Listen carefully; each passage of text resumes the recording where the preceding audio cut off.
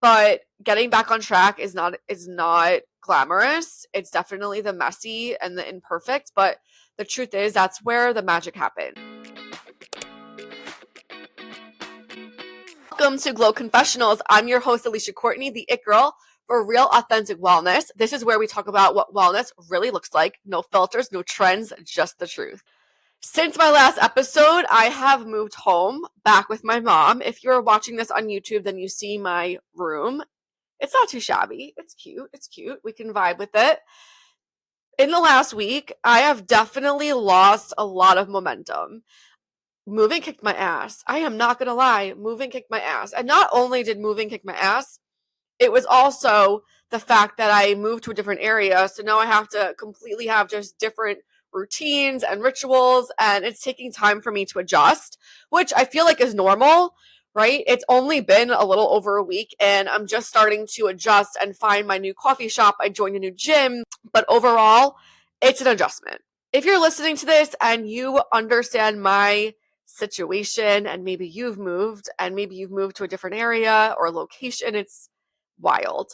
It's like I made this whole life for 5 years somewhere else and now I moved somewhere and I'm like, I don't know anyone. And I walk into this new coffee shop and I'm like, I don't even know anybody and it feels so weird. And it's definitely it's just going to be a change. But here we are, we moved, and I am 38 years old, living at home, chasing my dreams. I, of course, could have gotten a job. I could have gotten a full-time job.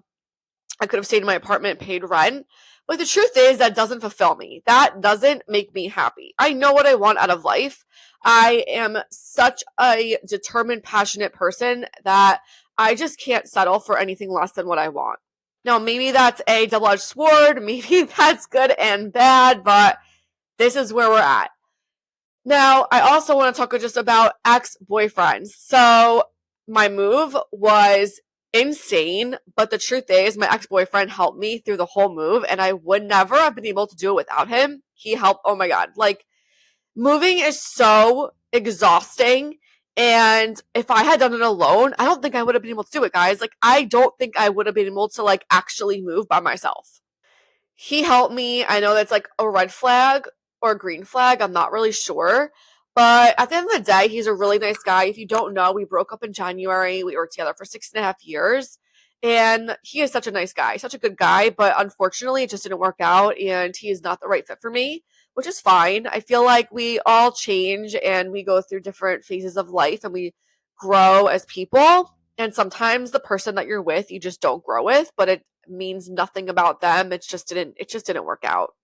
But that is the messy middle. Having my ex move me into my mom's place and just rebuilding my life. I lost a lot and I'm trying so hard not to focus on that. I'm really trying to move forward, not live in the past. And here we are. So now what are my plans? What are we doing? Well, honestly, for the next 12 months, I'm very head down. I'm very like focused on my business and I have ADHD and I have squirrel syndrome. So I'm like, ooh, what's that? What's that? I want to do this. And I have so many different things that I want to do. And I'm like, no, girl, no. You need to focus. You need to chill and just cut out all the noise and distractions. So that's really what I'm doing right now. I am rebuilding my whole online business because unfortunately, I couldn't give it the time, energy that it needed to grow. It's like a plant. If you just kind of like let it go, it's eventually going to die and wilt. And I feel like that's what was happening to my online business. It didn't completely die, but it was wilting. It was wilting. And, I now can focus and have the energy because my nervous system was so out of whack because I was like paying this crazy amount of rent by myself every month. And I'm like, oh my God, where's this going to come from? I need to do this and that and dog walk and personal train. And oh my God, like I would just run around every single day, like all day, and it would just cut out my energy. And I was so drained. By the time I had gotten home, taking my dogs for their little adventure, yes, we go on adventures every afternoon. And I would get home and I would just be so drained and so exhausted from just like my day that I wouldn't be able to put the actual time and energy that honestly I needed to do in order to grow and scale my business. And they say like when things fall apart, they're really falling together, they're coming together. Obviously, when you're so in the shit, it's really hard to see. I was so in it. I was so angry at everyone, the universe. Like, I was like, why is everything being taken away from me? Like, I don't understand. And now, even though I'm not excited to be back home, I am excited to refocus my like energy into something that fulfills me and something that I love, because at the end of day I am just spinning in this hamster wheel trying to pay rent, doing 81 different things that really didn't serve me or fulfill my cup, right? Fulfill me and like light up my soul. So that's where we're at. So stay tuned, because honestly, I have so many good things coming your way.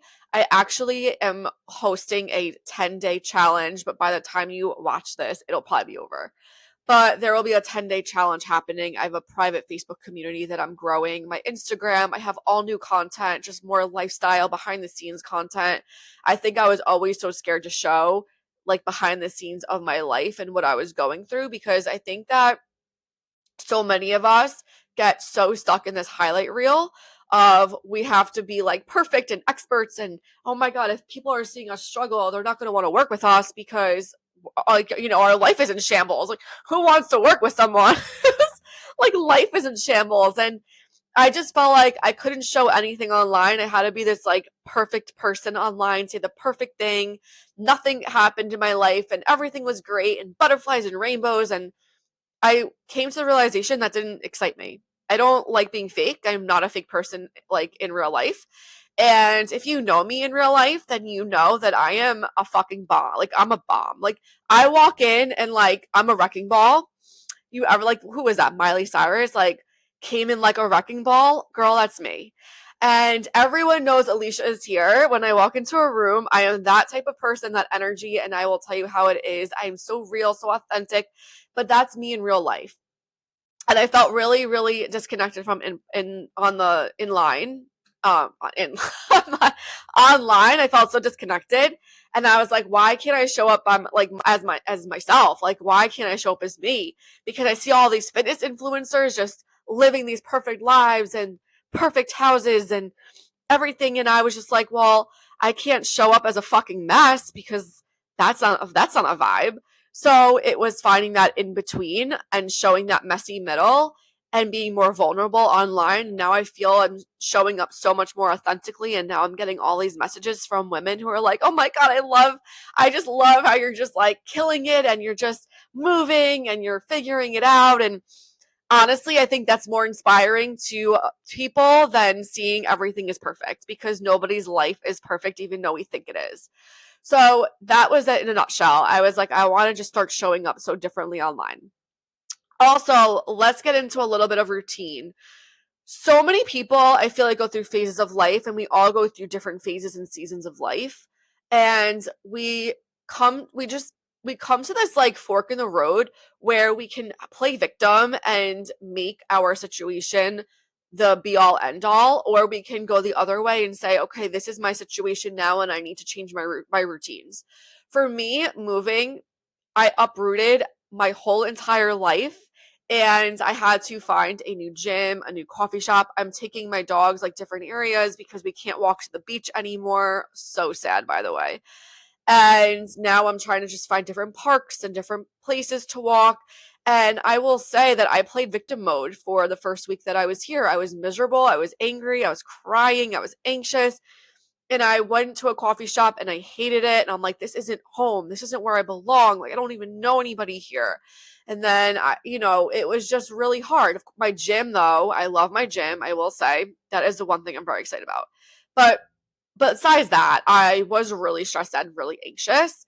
But this week, I have shown up a lot better. I went to the coffee shop again, and I was actually, ooh, I like it. It's cozy. I gave it a chance.